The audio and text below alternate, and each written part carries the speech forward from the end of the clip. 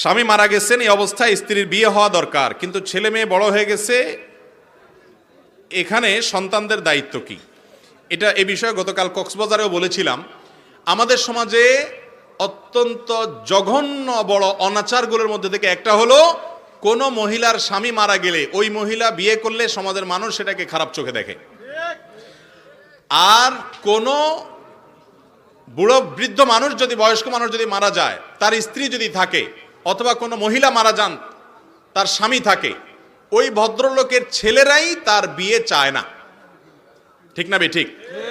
বেশিরভাগ ছেলে মেয়েরা চায় 60 বছর 65 বছর বয়স হয়েছে বাপের, এখন আমার মা মারা গেছে, এই টাইমে বাপকে আর বিয়ে করতে দেওয়া যাবে না, কারণ বাপ বিয়ে করলে ভাগিদারের সংখ্যা বাড়বে।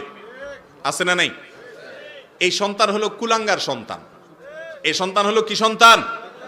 এই সন্তান হলো অমানুষ সন্তান, স্বার্থপর সন্তান, যে সন্তান শুধু নিজের স্বার্থ চিন্তা করে।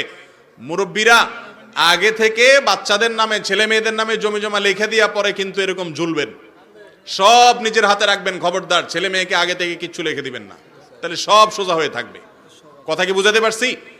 অতএব বাবা মা তারা বয়স হয়ে গেলে, আপনার বাবা বেঁচে আছেন, মা মারা গেছেন, তার এখন সঙ্গী দরকার, কথা বলার জন্য একটা মানুষ দরকার। একাকী থাকতে পারে না, নির্জনতা অনেক কষ্টের, বৃদ্ধ বয়সে ডিপ্রেশনে ভোগে।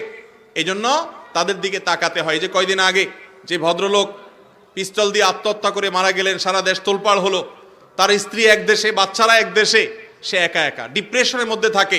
অতএব বাবা মায়ের সুখের দিকে তাকানো হলো সন্তানের দায়িত্ব, কিন্তু সন্তান মনে করে ইজ্জত যাবে বাপে বয়সে বিয়ে করলে। এটা হলো আমাদের সমাজের অনাচার। কোনো মহিলার স্বামী মারা গেছে, সমাজের নেতাদের উচিত ওই মহিলাকে উপযুক্ত পাত্র দেখে তার পছন্দ মতো বিয়ের জন্য সহযোগিতা করা।